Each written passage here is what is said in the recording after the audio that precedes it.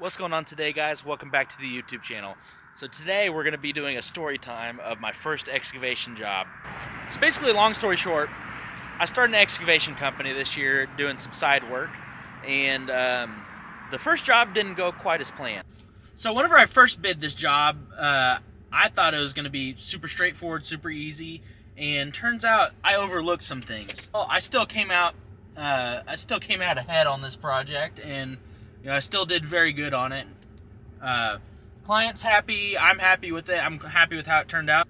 So some of the things I overlooked, I definitely way underbid myself on the, how much the material would cost and how much my delivery charge would be and how much the overall cost of the material to the customer would be. So I still made money on it, but it's nothing like I should have, if that makes sense. I'm going to start hauling some red select for this job that I'm going to be doing. So this job is actually a building an RV pad for this guy.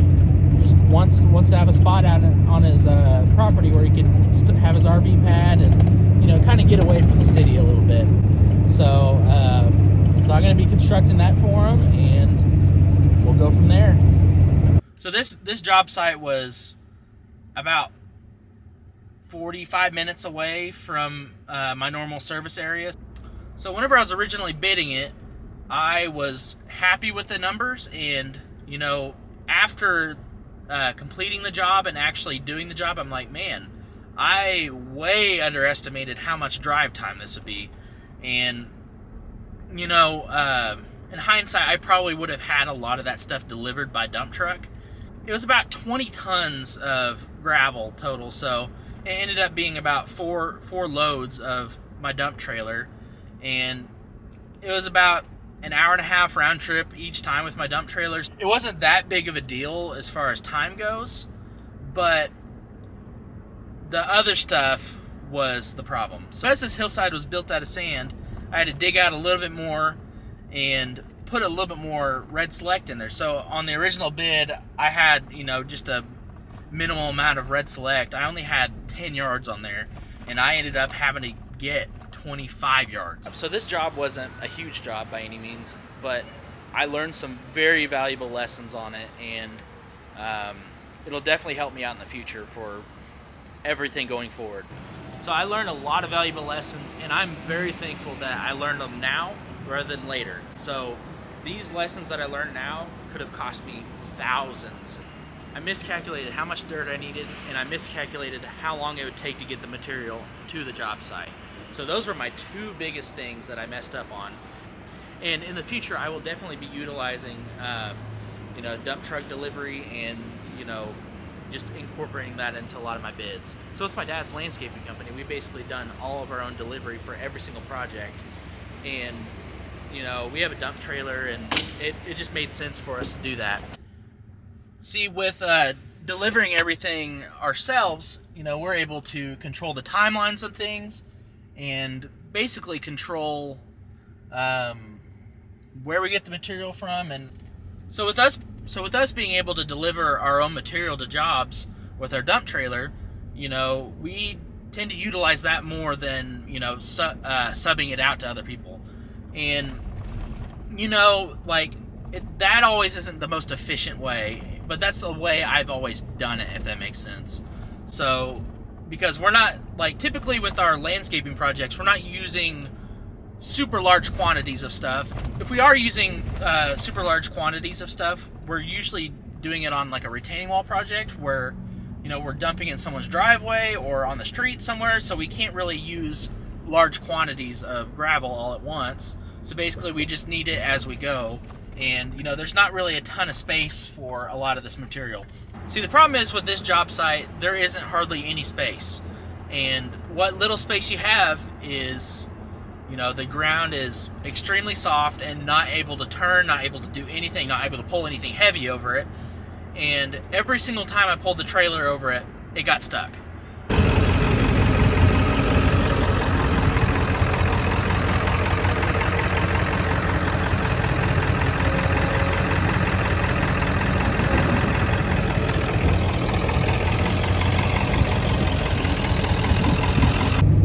just picked up my first load of Red Select for the day, and I got one more of these, and then about 3 loads of gravel.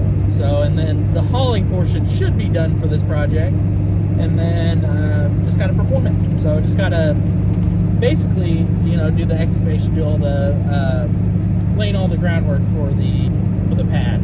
So, but it's probably a little too wet for us to do that today. So we're going to be just hauling material in. Just pulled up to the project, and I'm going to dump this load and go get another.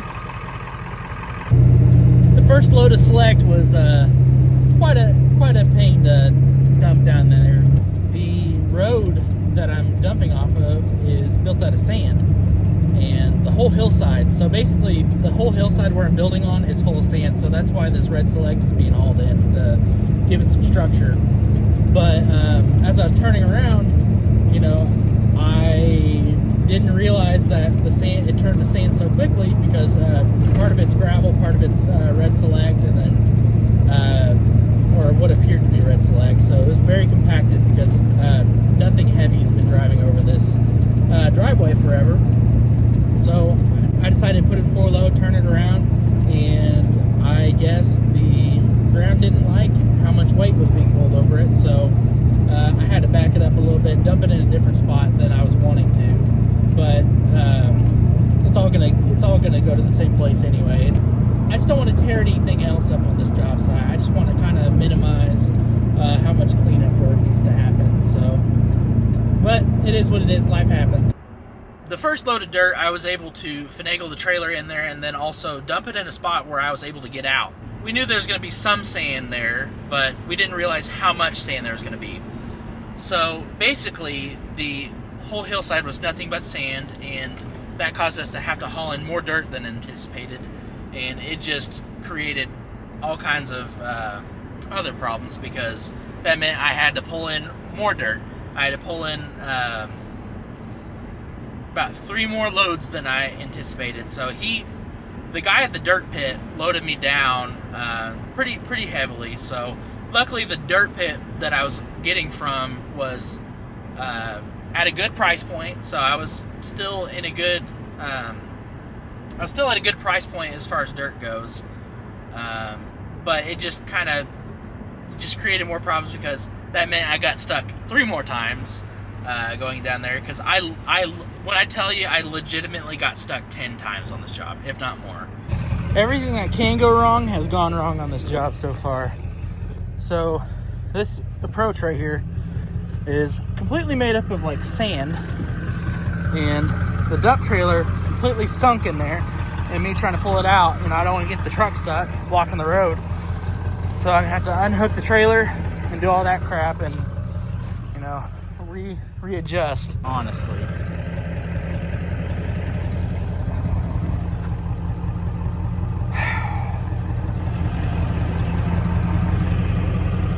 One more step closer to getting this thing solved.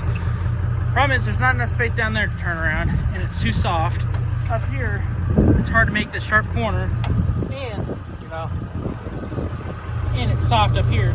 So I just don't know what to do, apart from just backing down this whole thing, which I'd rather not do that, but probably looking like what I'm gonna have to do.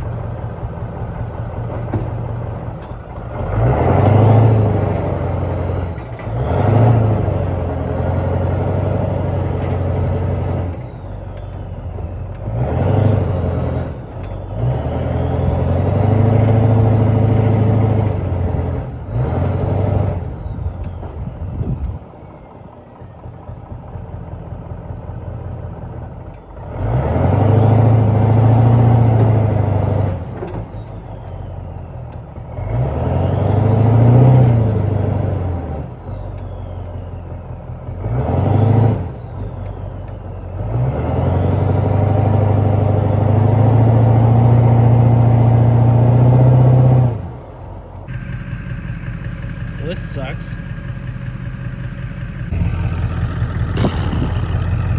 This freaking sucks.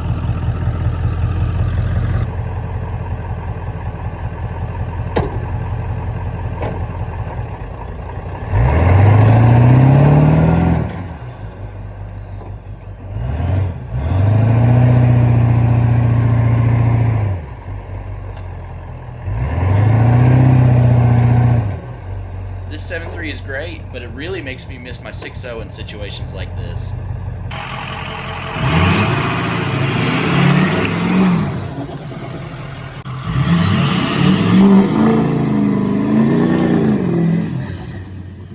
Well, update, still stuck, but my dad's coming out with my other truck in the chain, so all is well. Well, he just got here.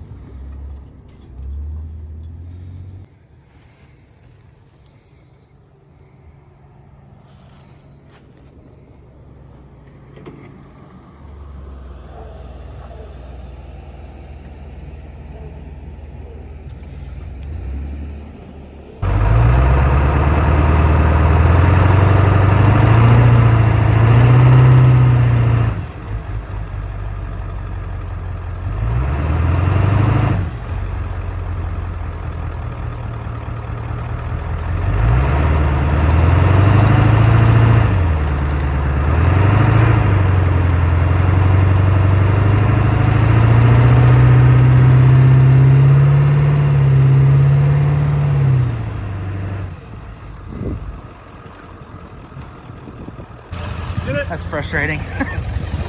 But glad it's out. Thanks for coming out.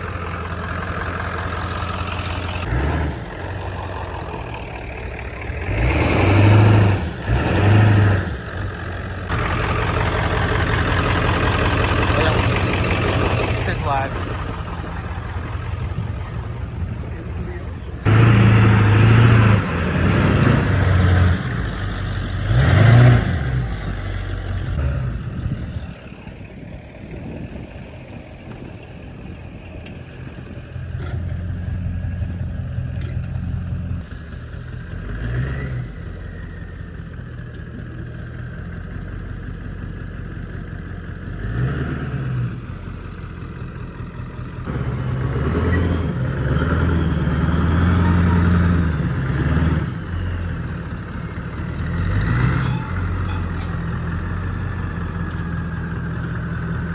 Whenever I went out and bid this job, it was 17 degrees outside, and the ground felt hard because it was all frozen. And you know, that's something I'm learning. You know, just take into account the material that the road is built out of, because you know, if it's built out of sand, you're gonna get stuck pulling heavy stuff through there.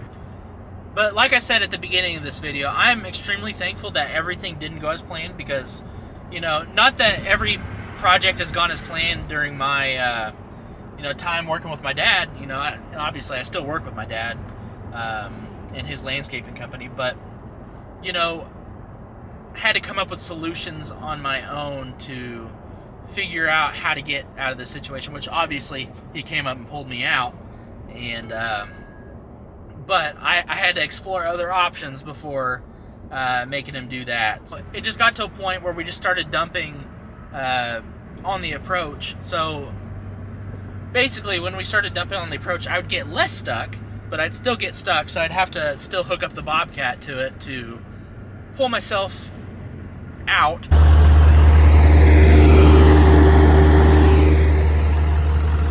hindsight, I'm able to look back and be like, yeah, I messed that up. Yes, I'm gonna do better.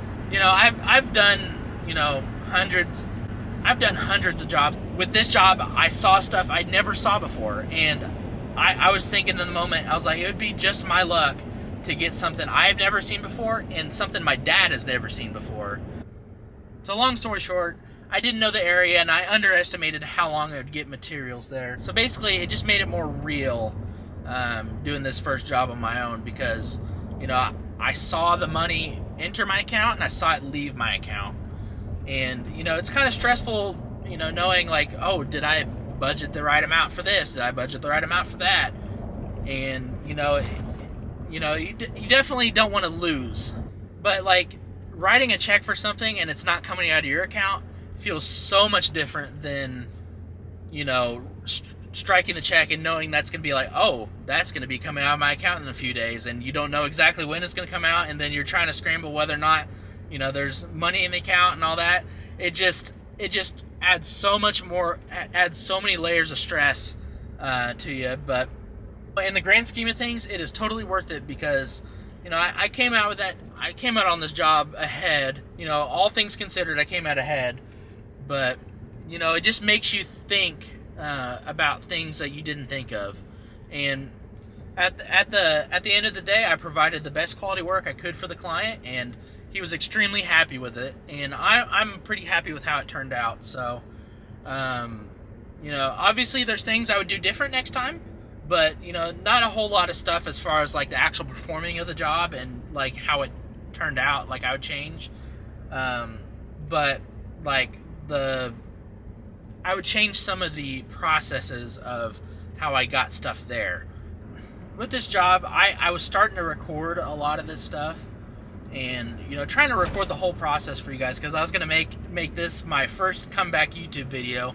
And I just got, at the end of the day, I just wanted to perform the job and worry about the job, not worry about a YouTube video. So there's a lot of missing stuff. So I recorded whenever I got stuck. I recorded all that kind of stuff, but I didn't record actually doing the job. And in hindsight, I wish I would have. I just love what I do, and I love what I'm starting with my business. So I'm really proud of the work I do. So I just want to like display that for everyone to see. So I just pulled back up to this job site. Here's the road.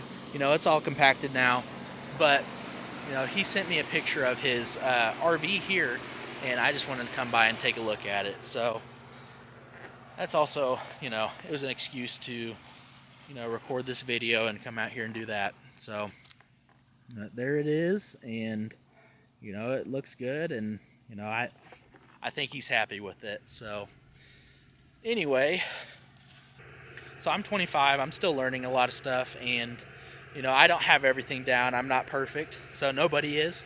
But so I'm just trying to take it one day at a time and grow this business into something big, something to be proud of.